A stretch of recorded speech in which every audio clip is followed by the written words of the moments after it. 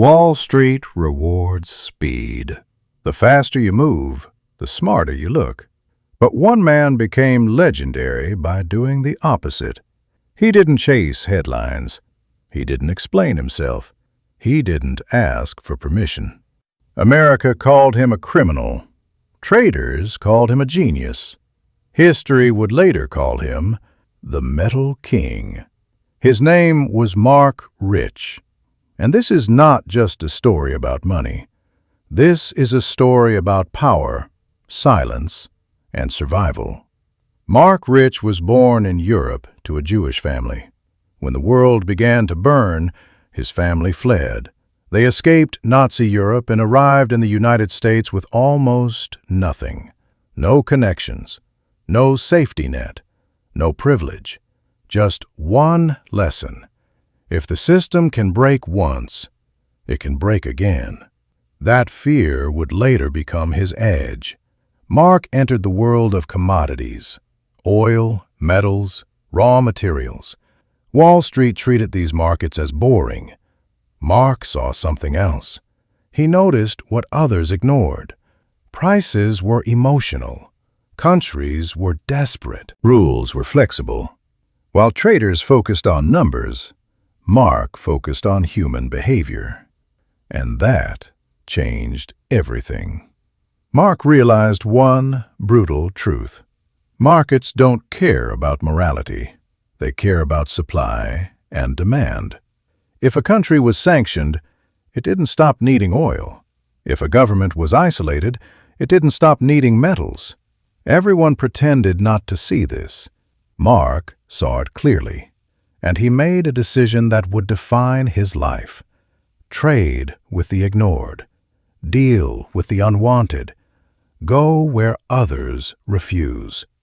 Marc started trading with countries no one wanted to touch. Iran, Cuba, Africa, Eastern Europe. He moved oil and metals when the world said, don't. The profits were massive. Billions flowed quietly. No press conferences, no interviews, no celebration. While Wall Street chased fame, Marc chased control. And control made him powerful. Marc Rich avoided attention. No TV shows, no speeches, no personal branding.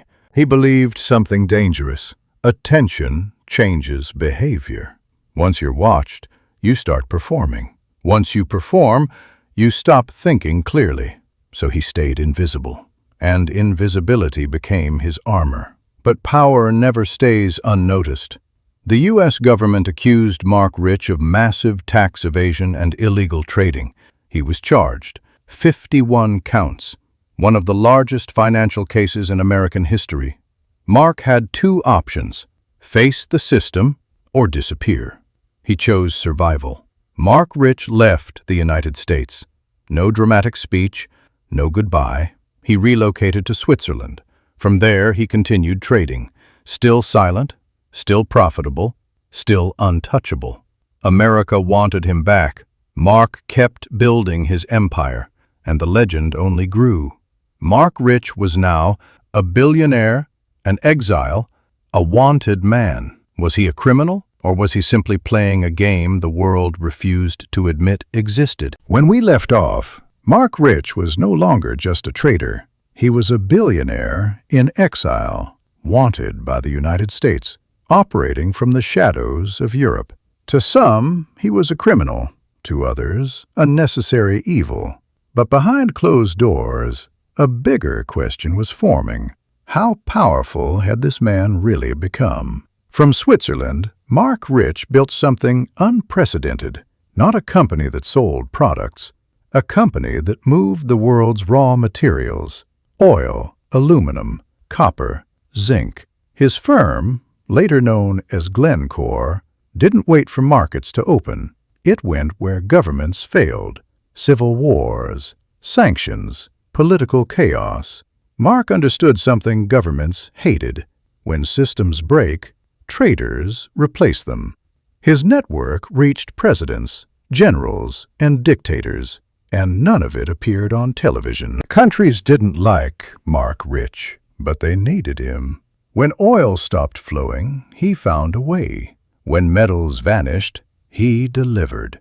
Governments spoke loudly in public and quietly made calls in private. Marc wasn't powerful because he broke rules. He was powerful because the world depended on what he controlled. The United States never forgot.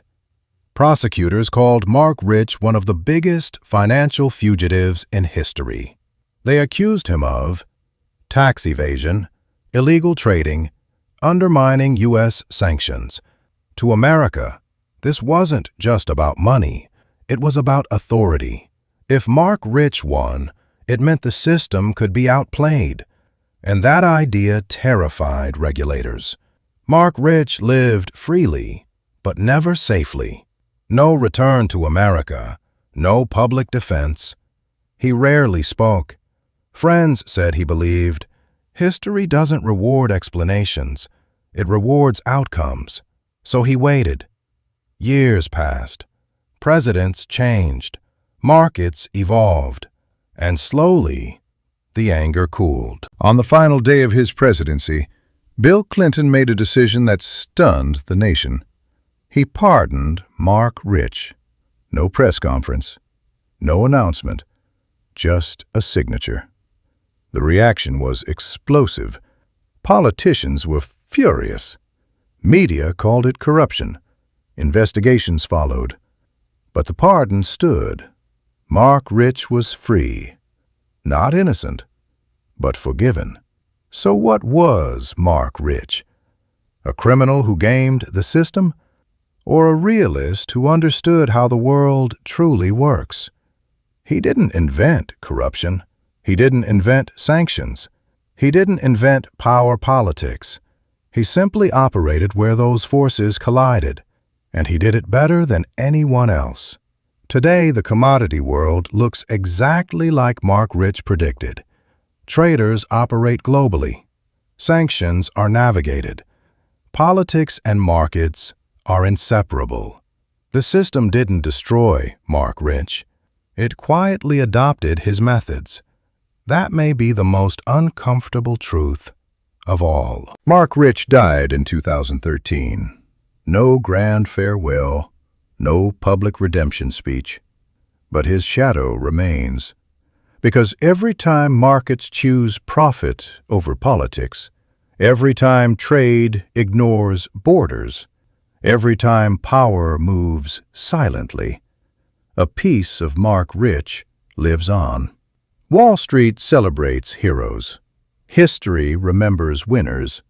But sometimes, the most influential players are the ones you never see.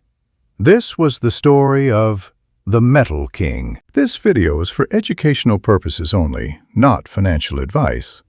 If you found value in this story, like the video, share it with someone who needs it, and subscribe for more true market stories.